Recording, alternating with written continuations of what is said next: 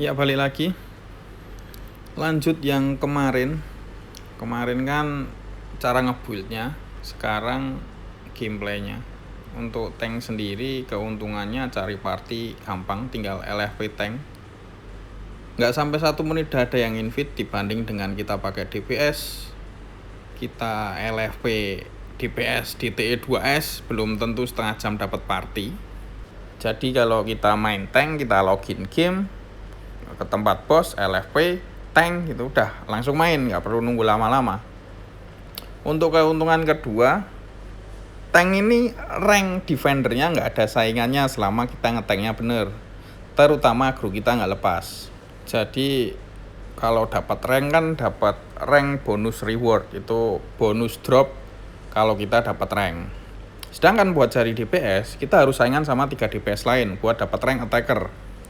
Ya bisa sih dapat rank lain kayak breaker, assister, atau support. Cuma kan lu build DPS D-nya itu singkatan dari damage. Kontribusi terbesar lu haruslah damage.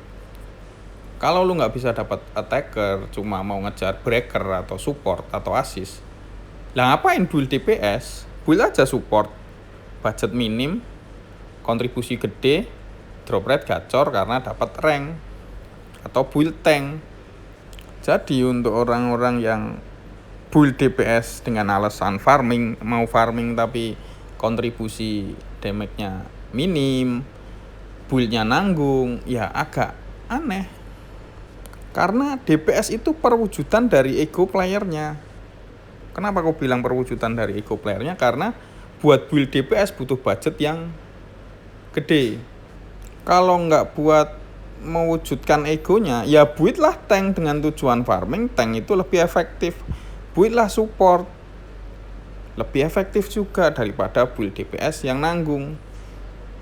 Dan build DPS itu mahal. Belum tentu lu farming di boss dalam jangka sebulan bisa balik modal build DPS lu. Jadi ya build DPS itu murni buat ngasih makan ego playernya, dan itu manusiawi, aku nggak menyalahkan ya. Aku sendiri pun build DPS buat ngasih makan egoku. Aku sendiri pun build DPS kalau party dapat attacker itu seneng. Apalagi sama random, apalagi sama temen, bisa saling sambil bercanda, bisa saling ceng-cengan. Lu kalah rank dan sebagainya, dan itu nyenengin. Itu ego kita kenyang dikasih makan kayak gitu. Tapi kan untuk mabar sama temen, rasa seneng buat dapat attacker kadang tergantikan dengan rasa seneng kita mabar. Jadi kita bisa nggak, kadang ada yang ngalah, aku tak jadi breaker aja, atau aku tak jadi assister aja, yang penting dapat rank, farming bareng biar dropnya dapat gacor semua karena dapat rank semua. Sedangkan kalau random, jangankan bagi-bagi rank, mikir pro rate aja enggak. Saking egoisnya, ada DPS yang nyuruh orang lain buat jaga pro rate, nyuruh DPS lain buat jaga pro rate. Begitu orang lain jaga pro rate, mikir pro rate, dia spam damage kayak kesurupan. Mikir pro rate pun enggak, egois enggak banget, karena DPS itu emang perwujudan dari ego playernya. Kalau DPS spam damage kayak kesurupan enggak mikir pro rate, boleh enggak? Boleh. Ngapain mikir pro rate? Kita mikir pro rate yang kenyang ego orang lain. Jadi spam damage aja sampai kita dapat attacker. Ya kali build DPS mahal-mahal cuma buat jaga pro rate. DPS yang mikir pro rate waktu party itu makin dijauhkan dari rank attacker. DPS yang spam damage kayak kesurupan itu yang paling deket sama rank attacker kalau budgetnya cukup. Tapi kalau udah nggak ada damage, spam skill kayak kesurupan, pro rate hancur, ya jadi beban party. Tapi kalau damage lu ada, ya ngapain mikir pro rate, spam aja. Spam damage kayak kesurupan sampai Anies jadi presiden. Udah, itu paling nyenenginnya main DPS kan waktu kita spam damage dengan aman.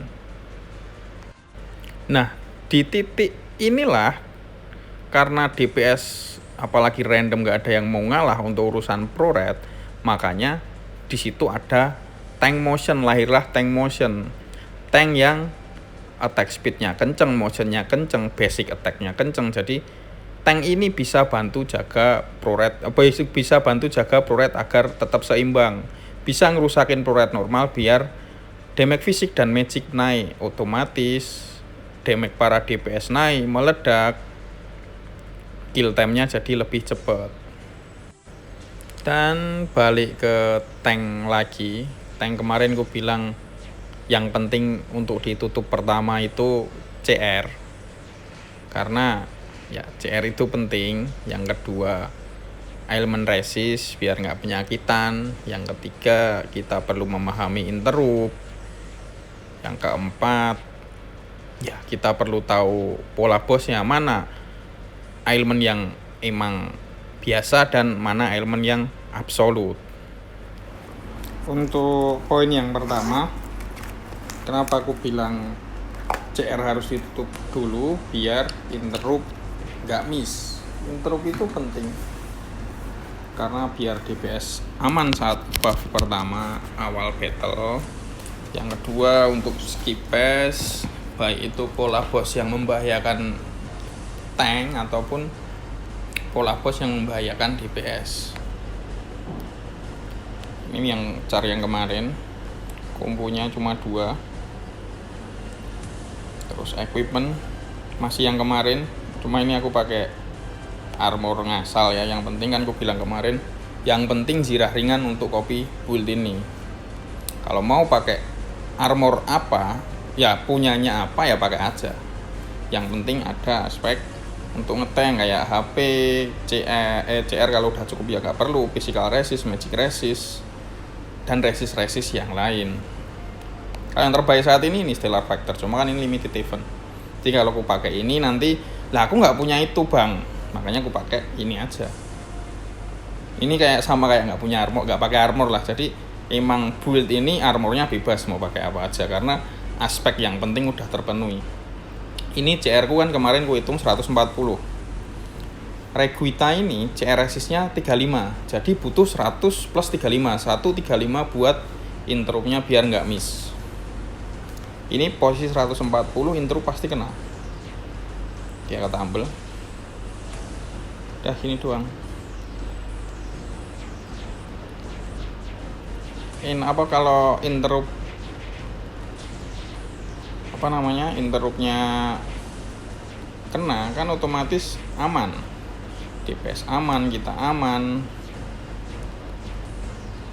Jadi CR ditutup di awal itu perlu biar interruptnya nggak miss. Ini interrupt nggak bakal miss, langsung kena.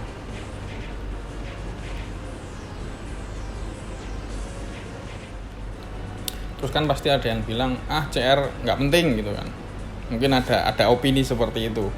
Kita bandingkan yang tadi 140 CR, makanya CR cukup karena butuhnya cuma 135. Sekarang kita pakai knuckle yang nggak ada CR-nya. Ini kan senjatanya 100 CR, otomatis kalau nggak pakai ini ini tanpa stat sama sekali. Bedanya cuma CR-nya doang. Berarti CR kita posisi sekarang itu cuma 40. Kita coba bedanya. Walaupun CR-nya 40, itu interrupt tetap bisa kena, cuma nggak 100% kena. Jadi gacha. Tapi masih bisa luput gitu. Mencoba dengan CR 40. Kan luput miss. Yang harusnya itu kena. Nggak kena kan? Nggak kena karena CR-nya kurang. Maka dari itu CR ditutup di awal itu perlu. Ini interrupt nggak kena. Sampai MP-nya habis, interruptnya nggak kena. Basic attack pun nggak kena. Kalau basic attack nggak kena, MP-nya nggak naik. Makanya CR itu perlu harus ditutup di awal. Tuh. MP-ku nggak naik karena basic attack-nya miss semua.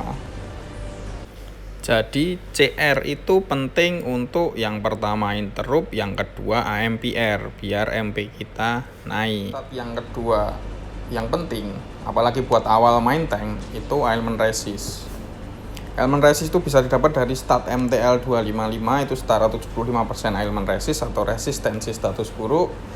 Sisa 25%-nya bisa ditutup dari Ava, kristal, sama equipment. Untuk posisi ini elemen resistku 100%, 75% dari MTL 255, 20% dari topi, 5% dari cincin.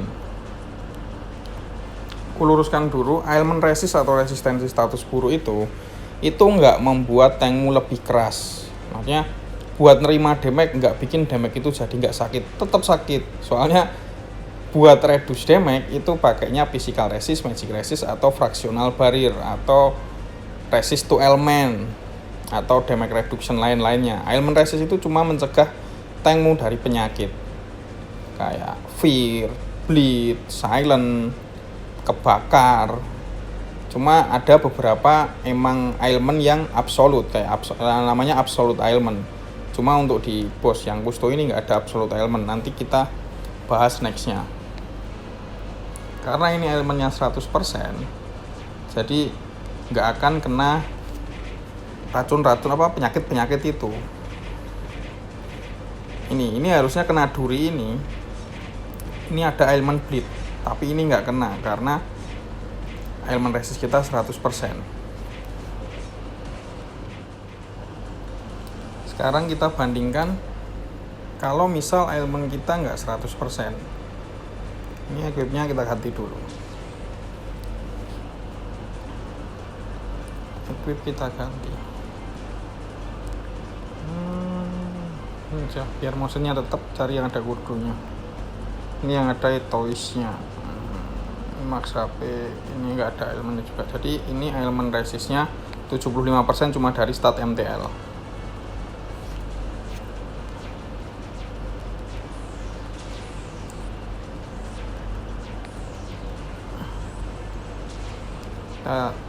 Nah ini ya, kan tadi pas kena duri nyantai aja ya, nggak kena apa-apa ya. Nah ini kena bleed. Waktu bleed ini nggak bisa pakai skill, nggak bisa pakai skill fisik. Kelihatan yang tadi kena bleed, bleed itu berdarah. Itu fungsinya elemen resist. Jadi elemen resist perlu ditutup dengan alasan biar tanknya nggak penyakitan. Ya walaupun sebenarnya bisa diatasi pakai skill imun. Jadi kalau elemen resist kurang itu ya kayak kekebalan kita itu gacha, jadi bisa kena penyakit. Nah ini kena elemen stop, nggak bisa gerak karena elemen resistnya kurang. Karena nggak 100%, bukan berarti kena terus loh ya, karena kan masih ada 75% dari stat MTL. Makanya kenapa tank pakai stat MTL, karena itu. Kalau tank tanpa stat MTL bisa apa enggak? Bisa. Kita andelin Asura kayak videoku kemarin yang level 1 lawan Gurdel itu, atau lawan Mimyu, atau tank DPS ku yang di video yang sebelumnya itu tanpa stat MTL. Bisa aman, bisa, asal udah menguasai pola bosnya dan skill Asuranya. Untuk pemakaian skill Asura yang terbaru, yang saat inilah, soalnya yang kemarin kan Asuranya agak dirubah, agak dibenerin sama GM-nya. Jadi Asura yang sekarang itu imunnya harus ditunggu dulu 2 detik baru imunnya tetap. Tapi kalau langsung dimatiin, imunnya langsung hilang. Kayak ini ada hiu, pencet Asura dulu, tunggu hiunya selesai baru matiin Asuranya.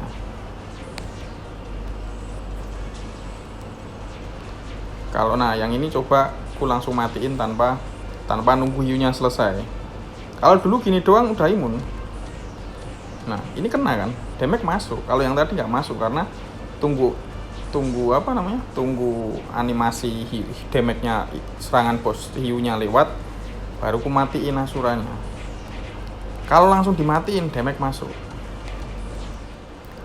Terus untuk pemakaian skill kipas, kenapa aku ambil skill kipas buat support MP? Saat pertama dipencet nanti durasi 15 detik. Itu kan durasinya kan kelihatan kan. Kalau pas durasinya habis ya hilang efek stucknya hilang. untuk biar bisa dapat bonus MP-nya kayak gini. Ini kan durasi itu 12, 11, lihat buffnya yang atas itu. Begitu durasi kurang dari 5 detik, pencet lagi. Nah, kelihatan dapat 200 MP kan di tengah tadi. Itu yang dapat nggak cuma kita, tapi teman party juga dapat semua. Jadi kita bisa dapat rank tank dan support. Terus gimana kalau mencetnya kecepatan? Mencetnya kecepatan nanti dapatnya cuma 100. Nah, itu kan 100. Enggak 200. Kalau kita spam 100 lagi karena stacknya masih di atas 5. Kalau di bawah 5 itu 80, turun lagi. Pencet lagi kecepatan jadi 60. Pencet lagi kecepatan jadi 40. Pencet lagi karena kecepatan jadi 20, turun terus. Nah, jadi 0 kalau udah stacknya 0, dipencet kecepatan jadi 0. Jadi stack 200 itu kalau dapat 200 MP itu kalau stacknya di minimal 5. Di bawah 5 nanti dapatnya 100, di bawahnya itu 80, 40, 20 sampai akhirnya 0. Makanya aku bilang pencetnya harus tepat waktu. Lihat aja buff di barnya ini. Ini kan kelihatan 9, 8, 7, 6, 5, 4. Pencet dapat 200. Jadi sambil ngaku bos, sambil isi MP. Kalau kecepatan cuma 100. Nah, itu untuk pemakaian skill Asura dan skill kipas. Selanjutnya, walaupun ailment resist 100%, masih ada yang namanya absolute ailment. Absolute ailment sendiri itu cuma bisa diatasin dengan cara kita pindah atau kita pakai skill imun. Ini udah ailment resist 100% tapi kena masih ketambel, masih jatuh. Sedangkan kalau kita pakai skill imun, entah itu Asura atau SH atau Meteor atau skill imun yang lainnya, itu aman tuh, nggak jatuh kan, karena ya nggak kena. Untuk skill parry kayak PDEV itu masih kena. Ini kenapa aku pakai bukan tank yang Knuckle tadi, karena tank Knuckle aku nggak pakai PDEV. Jadi ini ku contohnya pakai tank Bogan, karena tank Bogan ku ambil PDEV, sedangkan tank Knuckle aku nggak pernah pakai PDEV. PDEV ini sendiri aman buat nge-parry serangan boss yang biasa, tapi untuk absolute ailment tetap butuh skill imun, atau kalau nggak mau pakai imun ya geserin contohnya aku PDEV. Damage nggak masuk, cuma tetap mental. Ya kadang itu nggak jadi masalah, tapi kadang itu membahayakan diri sendiri ataupun DPS kita. Jadi menurutku pribadi, tank untuk aman itu tetap butuh satu skill imun. Lanjut, ini fungsi interrupt. Kan kadang interrupt bisa buat nyelamatin, kadang bisa malah nyusahin. Ini yang ku maksud itu kayak gini. Misal pola bos ada yang ngelock DPS atau membahayakan tank kita, itu waktu yang tepat kapan buat interrupt. Sedangkan kalau di bos-bos yang punya retal itu kayak bosnya baperan, itu kita nggak bisa asal interrupt. Kayak misal contohnya ini, dia habis hiu, dia AO ini absolute ailment, sama kayak yang gue bilang tadi. Nah ini pasti itu ngelock DPS, itu rudalnya itu pasti itu ngelock DPS, makanya di interrupt biar DPS-nya aman. Itu kalau ini Poisi Party itu pasti ngelock DPS, nggak mungkin ngelock tank, soalnya itu targetnya untuk non aggro holder. Jadi bukan aggro kita lepas, tapi emang polanya seperti itu. Jadi itu hal-hal kayak gitu yang bisa buat kita nyelamatin DPS-nya biar DPS-nya aman. Untuk yang asalin terus kayak ini ditambel, dia langsung AW full map ngamuk. Dan ini absolute. Nah itu masuknya itu absolute. Ini kena semua, ini kena Fear, kena DC, kena elemen-elemen lainnya itu absolute element, dan itu buat tank aja sakit, apalagi buat DPS. Itu bisa diatasin pakai imun, atau kita pindah, paling simpelnya pindah ini, hindarin AW nya, pas ngelok DPS rudalnya terus itu kita nyelamatin DPS nya. Kalau posisi kayak gini kita asalin terus keluar ya tadi, tapi aman. Kalau absolute element tuh bisa diatasin pakai imun. Kalau tankmu punya imun kayak gini, nggak mental karena imun. Itu mau ngerudal, itu rudalnya sakit banget, itu fractional damage. Coba ditahan pasti mati. Nah kalau knockback gini kan kita mau interrupt telat, ini coba ditahan pakai pedef, tetap mati. Soalnya itu fractional damage, kalau nggak salah itu 40% dari max HP. Jadi ini tank pun mati, apalagi DPS di rudal pakai serangan yang itu. Jadi selain kita perlu pahami tank kita juga harus perlu pahami pola serangan bosnya, mana damage yang bisa kita terima, mana yang kita harus hindarin, mana yang kita harus pakai skill imun untuk ngatasin absolute element. Kalaupun nggak pakai skill imun kita bisa geser. Jadi buat ngetank itu perlu decision making yang tepat. Untuk yang terakhir dan yang paling penting, tank itu harus paham agro, harus jaga agro biar agro nggak lepas.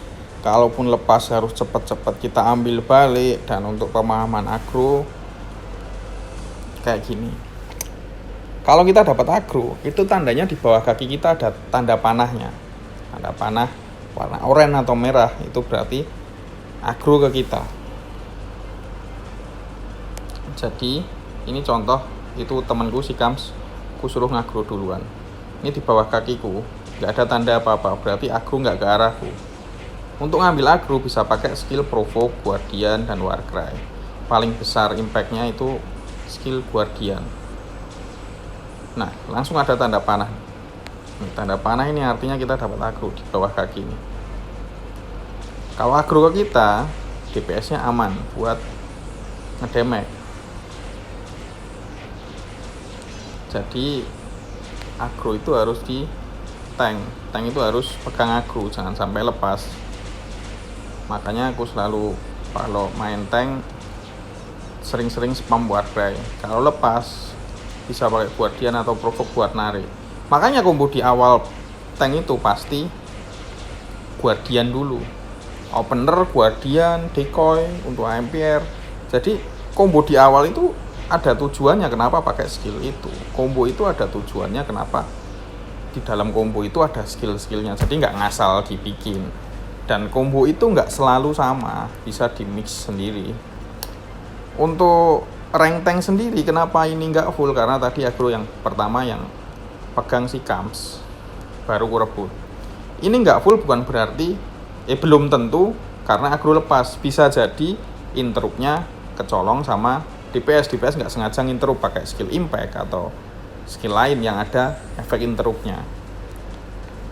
Yang pasti kalau selama di bawah kakimu itu ada tanda panah warna merah kayak yang lu kasih lihat tadi, itu berarti agro, lu dapat agro. Itu berlaku misal lu pakai DPS dan tahu-tahu ada panahnya, itu berarti tanknya agronya lepas atau tanknya mati. Kayaknya udah semua untuk basic gameplay dan mekanik buat main tank. Mungkin untuk pola serangan boss dan pattern boss akan kubahas next video. Tapi untuk basic-basicnya udah lengkap sih kayaknya. Kalau ada yang belum bisa coba di komen, nanti bisa aku tambahin juga di next video. Untuk kalian mau main aliran tank apa itu terserah kalian, itu buildmu sendiri. Mau tank batu, tank motion, tank apalah terserah, tank DPS lah atau apa terserah. Itu balik ke masing-masing. Untuk equip mau dikembangin kayak gimana itu juga terserah, karena yang ku bahas cuma basicnya aja. Untuk lebih lengkapnya sesuaikan sama budgetmu dan buildmu sendiri sesukamu. Jadi untuk video build mekanik dan gameplay tank secara basic udah cukup. Terima kasih, sehat selalu.